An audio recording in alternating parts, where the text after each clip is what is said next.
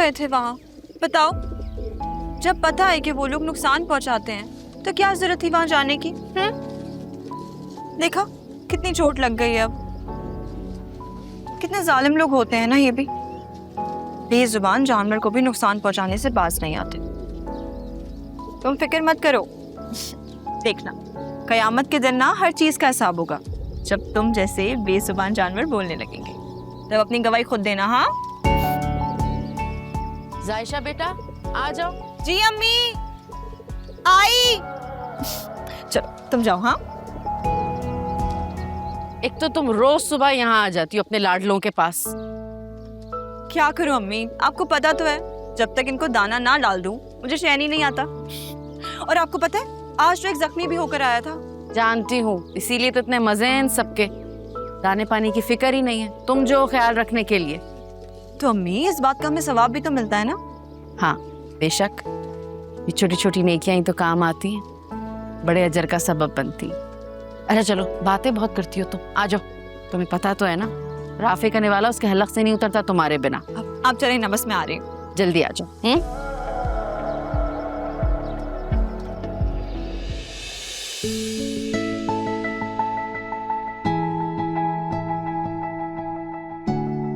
आ गई अपने लाडलों को नाश्ता करवा के। आप इतना जलते क्यों है मेरे प्यारों से? हाँ बेचारे, उन्हें क्या बिगाड़ा है आपका? क्यों ना जलूं भाई, बताओ। उनकी वजह से रोज मुझे नाश्ते की टेबल पर तुम्हारा इंतजार करना पड़ता है। तो मैंने कब कहा है कि आप मेरा इंतजार किया करें? खा लिया करें खुद ही। अच्छा ठीक है, तो फिर कल से मैं अपना नाश्ता करके खुद यूनिवर्सिटी चला जाऊंगा और फिर तुम शिकायत मत करना। इतराए नहीं ज्यादा आप, मुझे पता है आप ऐसा कभी नहीं करेंगे क्योंकि आप खाने का पहला निवाला मेरे हाथ से खाते हैं।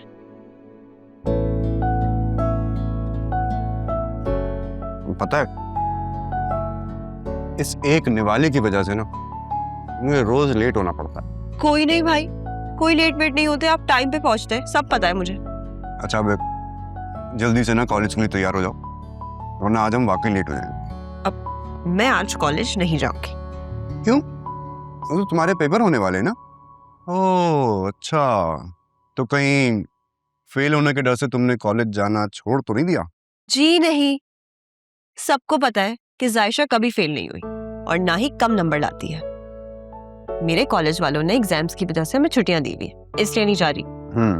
चलो ठीक है, तो एक काम करना, इस बार अच्छे नंबर लेकर आना। कहीं ऐसा ना हो लोग कहें कि इतने लायक भाई की इतनी नालायक बहन है। भाई अभी तो आप इंजीनियर बने नहीं हो और आपका ये हाल है, जब बन जाएंगे पता नहीं क्या होगा। लो हाँ यार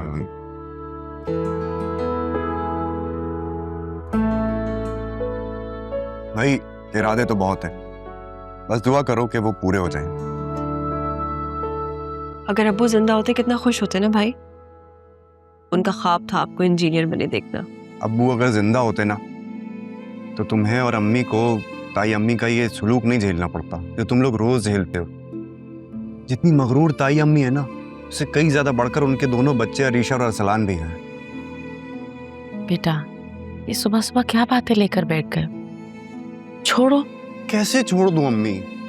मैं जब भी उन लोगों का आप दोनों के साथ ये सलूक देखता हूँ ना, मुझे एहसास होता है कि अब्बू के जाने के बाद से ना आप लोगों को कितना मुश्किल वक्त झेलना पड़ रहा है। बेटा श्री भाभी की तो आदत ऐसी है, वो तो हमेशा से इस तरह की है। तुम ये देखो ना, हामिद भाई का रवैया हमसे कितना अच्छा है। तुम्हारे अब्बू के गुजर जाने के बाद अगर उन्होंने हमारे सर पर हाथ ना रखा होता, हमें यूं इस एनेक्सी में पनाह नहीं दी होती, तो मैं कहाँ लेके जाती तुम दोनों को। हाँ अम्मी, ताई अब्बू तो हैं अच्छे, लेकिन ये ताई अम्मी ना इस एनेक्सी में रहने का सारा हिसाब ना आप लोगों से सूद समेत वसूल करती हैं, और मैं ये बात अच्छी तरह जानता हूँ। बेटा मेरा मानना है कि वक्त जैसा भी हो सब्र और शुक्र के साथ गुजार लेना चाहिए, क्योंकि हर वक्त गुजर जाता है, ये वक्त भी गुजर जाएगा। जायशा तुम क्या शक्ल देख रही हो? जल्दी से नाश्ता कंप्लीट करो अपना, हमें जाना है भाभी के घर। किसी काम से ही बुलाया होगा, बिना काम के तो हमें थोड़ा ही याद करते हैं। फिर शुरू हो गए तुम, अभी मना किया है ना बेटा। भाई छोड़े ना इन बातों को। वैसे भी आज आपका एग्जाम है तो अच्छे मूड से जाएं ताकि एग्जाम भी अच्छा हो।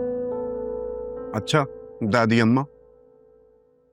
अच्छा अम्मी, आपने मेरे इम्तिहान के लिए खुसूसन दुआ की है ना? ये कोई बात है पूछने की भला? तुम तो हमेशा मेरी दुआओं में रहते हो, बल्कि मेरी तो हमेशा ये दुआ रहती है कि मेरे दोनों बच्चे सिर्फ इस इम्तिहान में नहीं बल्कि जिंदगी के हर इम्तिहान में सुरखरू। आमीन। आमीन।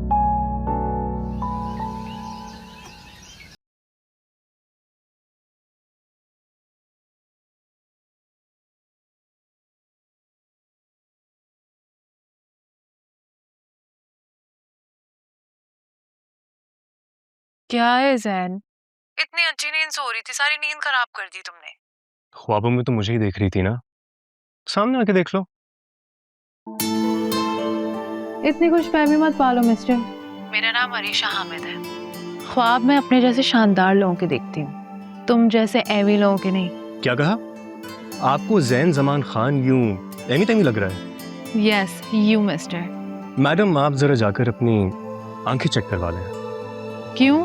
क्योंकि आपको यूनिवर्सिटी का सबसे हैंडसम लड़का जिसपे सारी लड़कियां फिदा हैं यूं एमी तेमी लग रहा है। अच्छा अब ज्यादा बकबक मत करो, मुझे सोने दो। वैसे भी मेरी क्लास नहीं है तो मैं आऊंगी। मौसम देखो कितना आशिकाना हो रहा है, चल के लंच करते हैं यार। तुम आज भी यूनिवर्सिटी नहीं जा रहे हो? कितनी क्लासेस बंक करोगे यार? जब तुम नहीं होती हो तो तुम्हारे बगैर मेरा क्लासेस में दिल नहीं लगता। अच्छा बस अब रहने दो, इतने फ्लर्टेशियस ना बनो। हर लड़की को यही कहते होगे तुम। हाँ लेकिन तुम्हारी बात कुछ अलग है। अब बताओ, यूनिवर्सिटी आ रही हो? नो। देख लो, तुम जैन जमान खान को ना भूल रही हो जिसके एक इशारे पर सारी लड़कियां पागल हो जाती हैं और वो तुम्हारी खुशामद कर रहा है। तो जनाब मैं भी अरीशा हामिद हूँ जिसके एक इशारे पे ना दुनिया चलती है। तो जनाब मैं भी तो आपकी कठपुतली हूँ, एक दफा सामने आ जाओ फिर मुझे नचा लें। अच्छा आती हूँ, लेकिन सुनो अभी नहीं, डैड घर पे हैं, उनके जाने के बाद। Okay, I am waiting. Okay coming. एक तुम ही हो मिस्टर जैन जमान जिसको मैं कभी इनकार नहीं कर सकती, because you know what, I love you यार।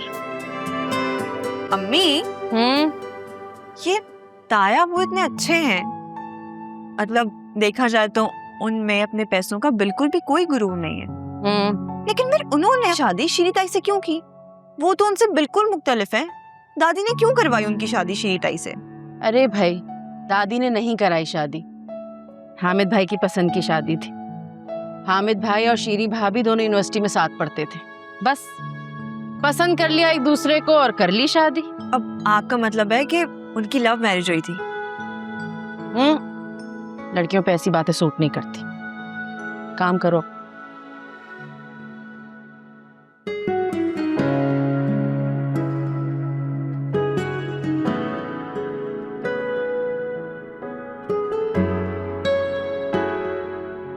Thank you.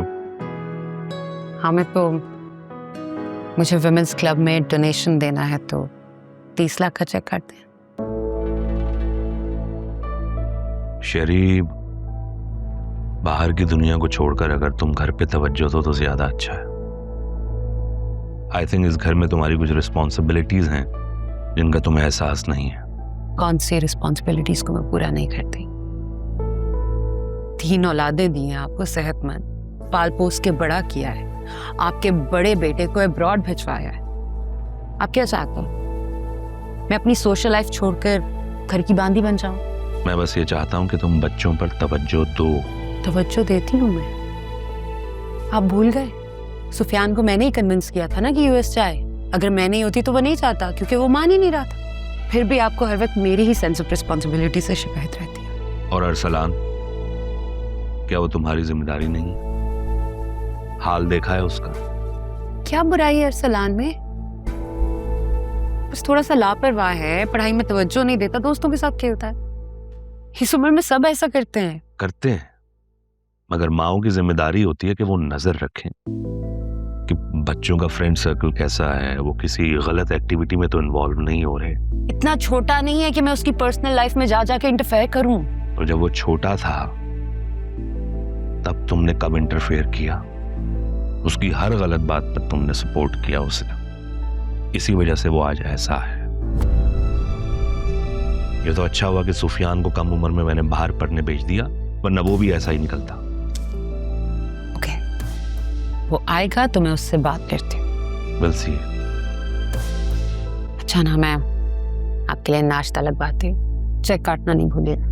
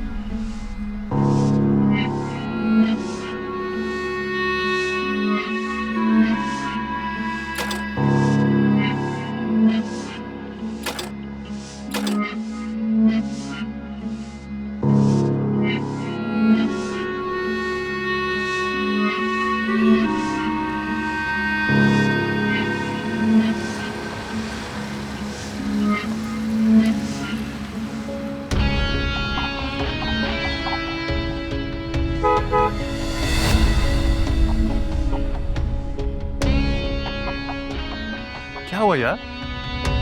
फर्नीचर फिर खराब हो गई? वैसे एक बात है, इंसान हो या चीज, फर्नीचर हो जाना तो घर से उठा के बाहर फेंक देनी चाहिए। नहीं, ऐसा नहीं ना। कुछ शानदार लोग भी लोगों के लिए मुश्किल होते हैं, जैसे तुम अब्बू के लिए। और वो तो तुम्हें फटीचर चीजों की तरह उठाकर बाहर भी नहीं फेंक सकते। अनफॉर्चुनेटली तुम उनकी औलाद जो।